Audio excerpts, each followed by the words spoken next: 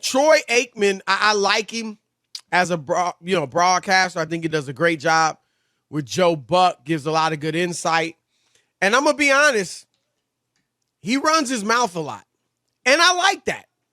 I like that Troy runs his mouth and is not afraid to say whatever's on his mind. Whether you agree or not, it's good that he's willing to speak his mind.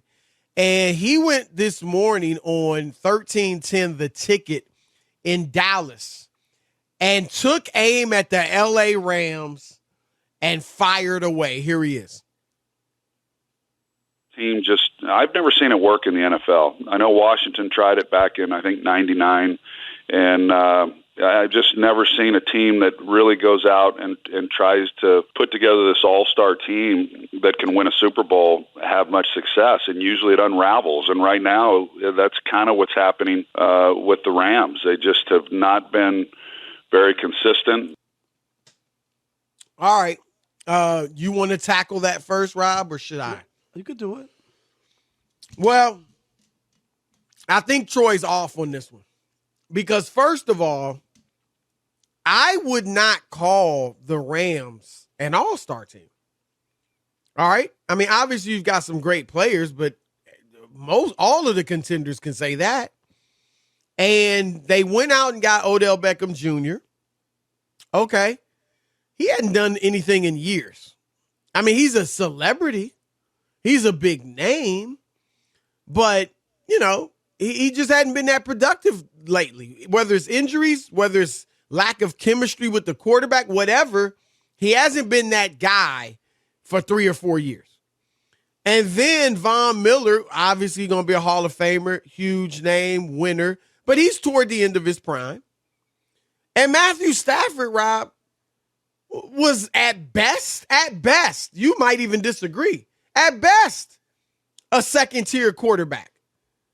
I mean, we're not talking about LeBron, Wade, and Bosh here. We're not talking about Steph, Clay, and KD, Kyrie, Harden, and Durant. I mean, I would not call this an all-star team, number one. So that's my first thing.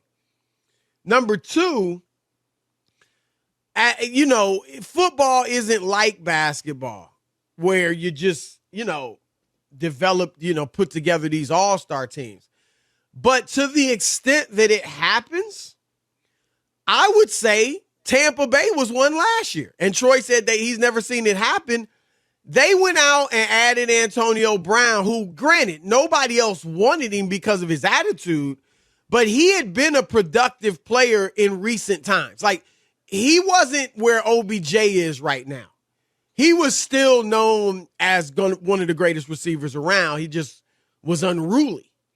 And then they add Rob Gronkowski, who, while he had been retired, was young.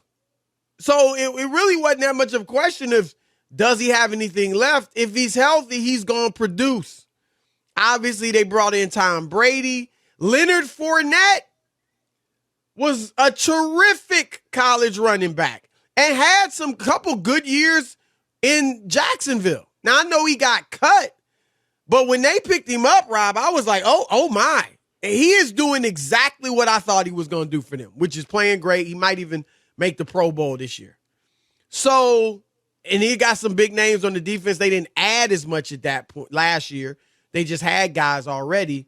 But I think, Rob, so I disagree with Troy on a couple of fronts, and those are them. But, yeah, I think we saw an all-star team, as much as they are happen in the NFL, win it last year. Yeah, I agree with Troy. I don't think they were. When you look at the pickups that the Bucs had, Gronk was retired, only came back for Tom Brady.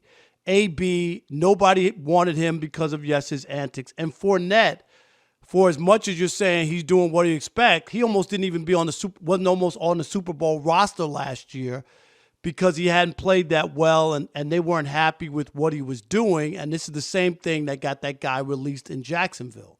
So it wasn't like the same. When you go add Von Miller, you just said it, a surefire Hall of Famer with a defense, you already have the best defensive player you consider in Aaron Donald, and then you add a guy's Von Miller's name alone is like, wow, a Hall of Famer was added. OBJ, the same thing. OBJ might not have lit it up with the Browns, but in this case, he is a big name who's had some success. And number two, he's another name, a wow factor name. Like, this is like, wow, star-studded. And I'm with you on Matthew Stafford. You know I was never high on him. But around the league, Chris, they thought they got their Messiah.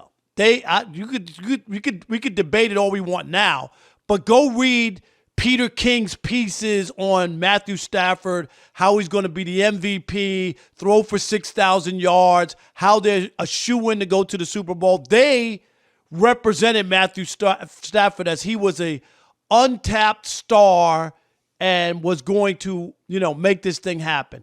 Did they really need, and Chris, now they needed OBJ, even though they're not the same receiver since Woods got hurt, right?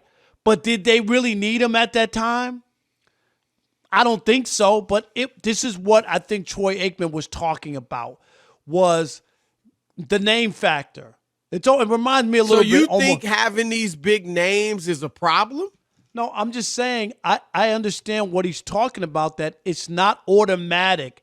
It doesn't mean if you put together star-studded names that you're going to win anything, or it's going to gel, or it's going to fit. Now, I thought it was a little premature when they were saying already Stafford's forcing the ball to OBJ after the first game. He got 4 targets. Yes. Right. And I know he had more, Chris, in game 2, so I'm There's not on no that balance. evidence that he was just he had 4 targets. I mean, is that the 4? If he forced the ball downfield, got picked off, I'll give you that one. Maybe he forced it down there. But he wasn't looking for him on every throw. Right. I just think that sometimes when you put star-studded groups together, it's about chemistry. It's about what works. It doesn't always go together. The Rams got issues. They got issues, and I don't know if they've fixed their issues by the players that they added who are all star-studded or big-name players. And maybe his argument is just that. Did they really get better? It's hard to say. It's because of what I said. I mean, OBJ, and he had a nice 54-yard touchdown catch. Yeah, but that game was over, right? Yeah, but I'm just saying, like, OBJ, that's my point. OBJ hasn't been a star. Now, he's been a celebrity for years and still is. But he hasn't been a legitimate star football player for a few years. And it might, whether it's his fault, whether it's the injuries, the quarterback, whatever the case, he hasn't. He's a name. And Von Miller, yeah, he's different. He been great, but he's older, Rob. He's toward the end. That's why Denver let him go. And so I think Troy is talking about bringing a bunch of big names together. And it's just so different in football. Usually, Rob, now we've seen star-studded teams win Super Bowls and be terrific, but typically, Rob, including, I think, Troy's Cowboys. Yeah, but they were drafted together. Well, that's my point. They were drafted Usually together, right. They're organic. Whether you want to talk about, go way back and talk about the Steel Curtain in the 70s, you can talk about the Cowboys in the 90s, the 49ers of the 80s. Those teams were more organic. Yeah, but we saw also the Lakers in 2004 when they brought together 4 potential Hall of Famers. No, I'm just saying that it didn't work out. That should have been a layup. Yeah, but it's worked enough times. Forget about those other 2 guys. I mean, talking about Peyton and Malone. They were old. Shaq and Kobe had already won 3 without those guys. They won 3 in a row the 4 previous years. So they like that was just icing on the cake.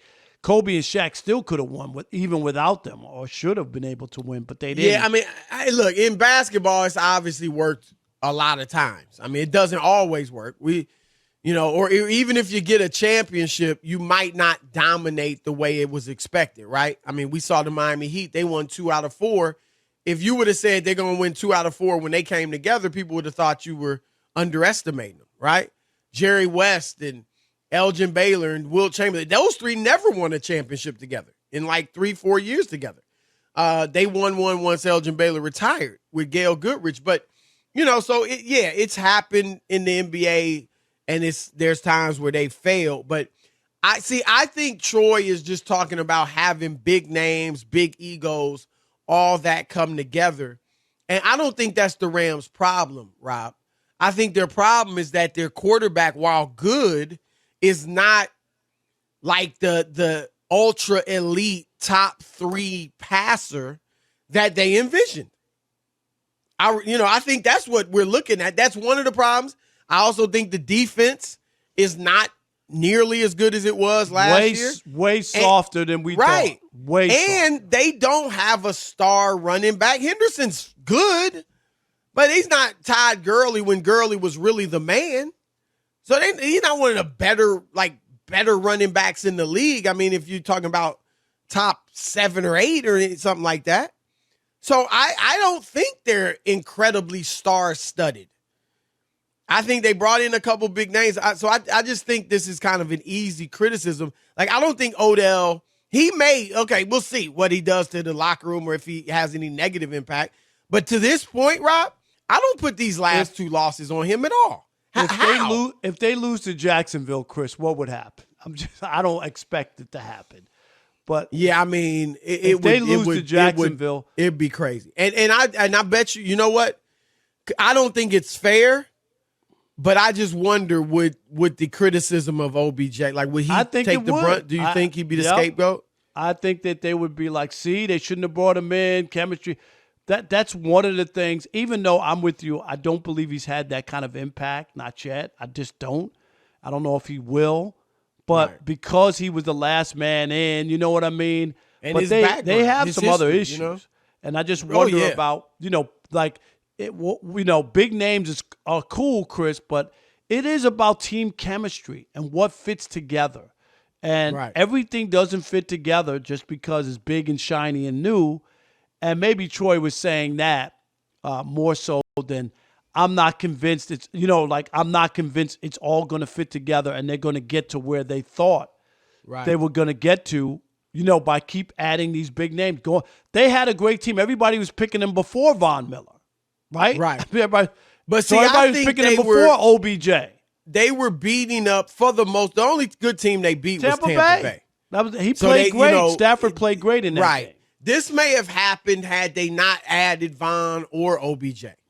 Right? Because the competition stiffened and Stafford didn't play as well. So we'll see. But it's something to watch for